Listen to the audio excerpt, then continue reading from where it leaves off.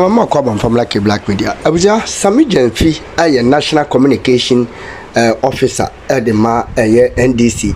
Amanyukuno. I was ya 4 vacant ones and some general one a Parliament House and a Supreme Court. No, I was Sammy Gyamfi a dear Bufkasi pa Ebusa a Chief Justice get through the say who is she was so honor a Chief Justice one.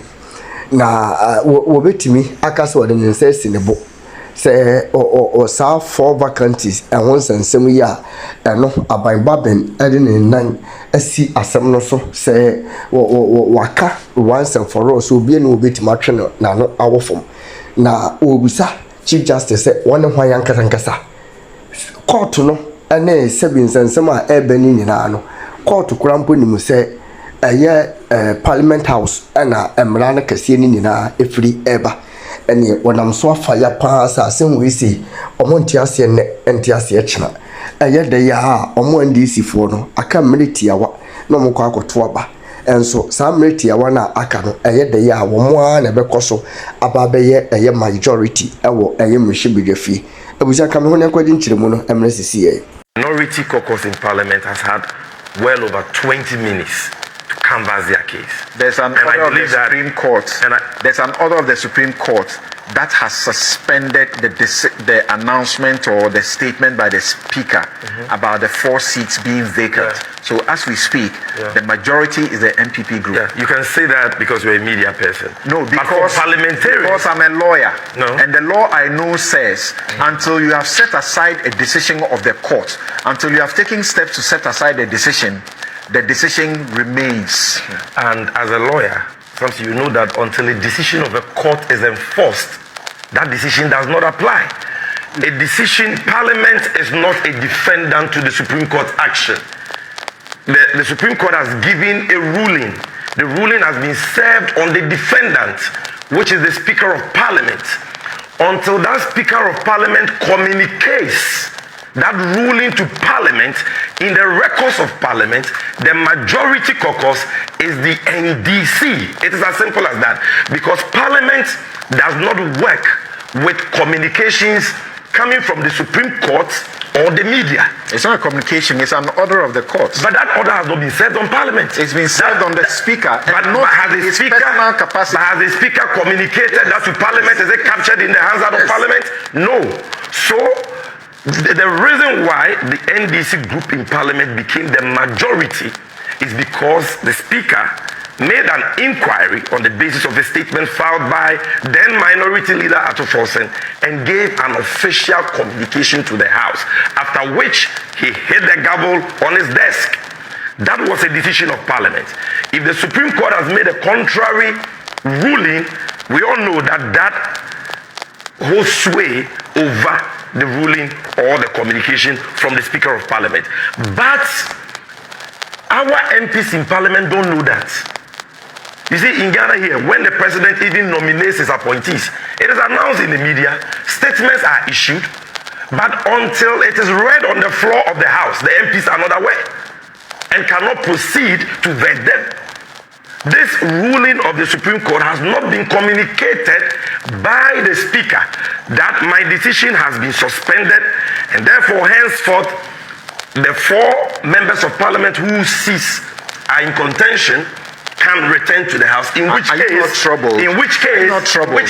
the MPP now becomes a majority. Are you not troubled? Are you not troubled that if both sides take to such extreme? That is not extreme. That is what the law says. Legalistic. If you were the lawyer of the NDC majority caucus, that would be your advice. As lawyers, because they are not parties to the case. Listen, as lawyers, how do you advise your clients? Even judgments. Is that we compromise judgment. We are not defendants. You can get a compromise that says you are victorious. Yes. That says go and evict that person on your land. Yes. But you can reach out and discuss that one is not law. Nicely. That one is gentleman's agreement. That one is not law. Even judgments can be compromised. This is the state interest at heart. Do you know what is at heart? Can there be a? Do you know what is at play here?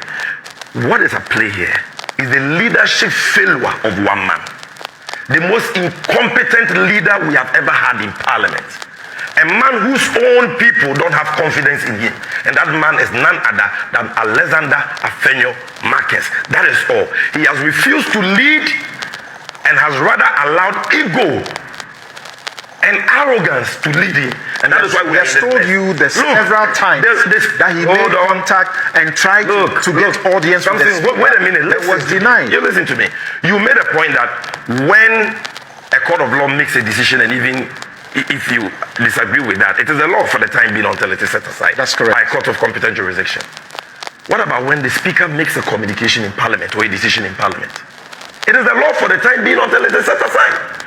When the speaker gave that communication, Afenyo Marcus rose, told him off, walked out of the chamber, and has decided never to abide by that decision of the speaker. This is a common sense problem. The speaker has given a communication. You disagree with it.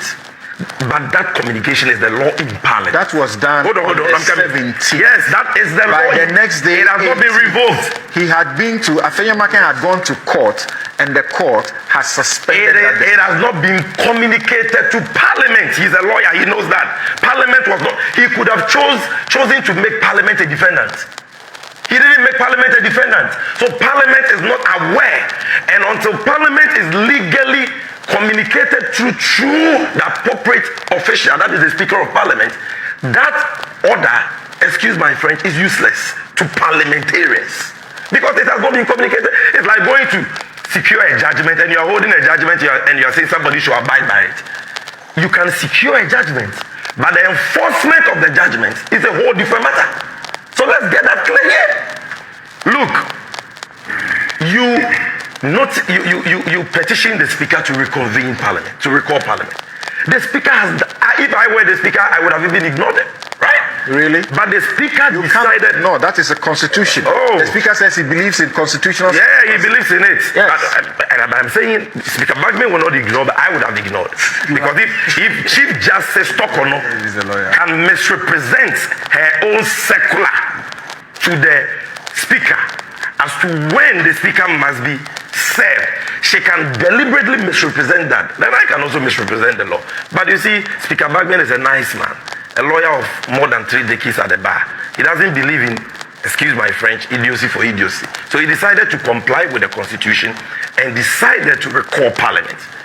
He gave a specific time for parliament to sit, 10 a.m.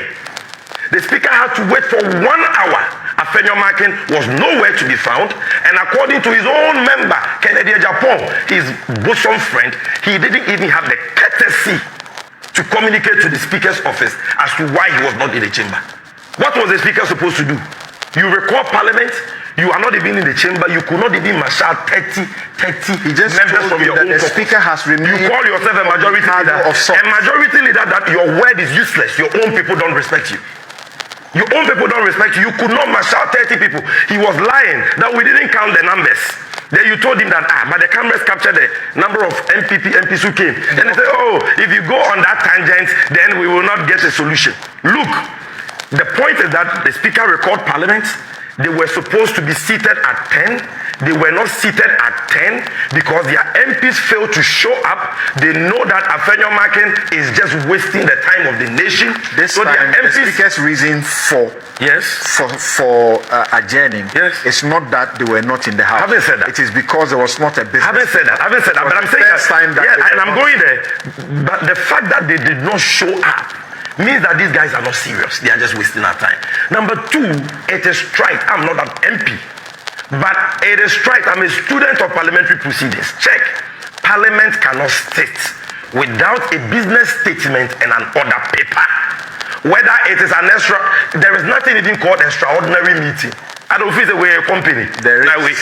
No. When it's this position, it's not an extraordinary meeting. You are just bringing company law into parliamentary proceedings. It is still a sitting of parliament. It's not ordinary. All the standing orders apply. That's correct. Look, I have. That's correct. Hold on. Okay, thank you. Hold on. No, you don't say thank you. No, we don't have time. We don't have time. You gave him 25 minutes. Well, I can't give you the same time. Okay, fine. But at least allow me to conclude. I have just about 5 minutes. But you didn't even alert me that you want to. It's okay. Hold on. Let me conclude on this point. Hold on. Let me conclude on the point of the business. Look, even when parliament is recalled by the signatures of 15% of parliamentarians, The business committee always meets. You're repeating yourself. No, what they always meet, they decide on the business, okay? Then it is programmed to be taken on the floor. And that is how an order paper is adopted. You did not even call a business committee meeting. There was no business statement. There was no order paper. So Speaker Bagni should have done what? He should have done what? Thank you. Okay. Yes. What is this man talking about? Yes, then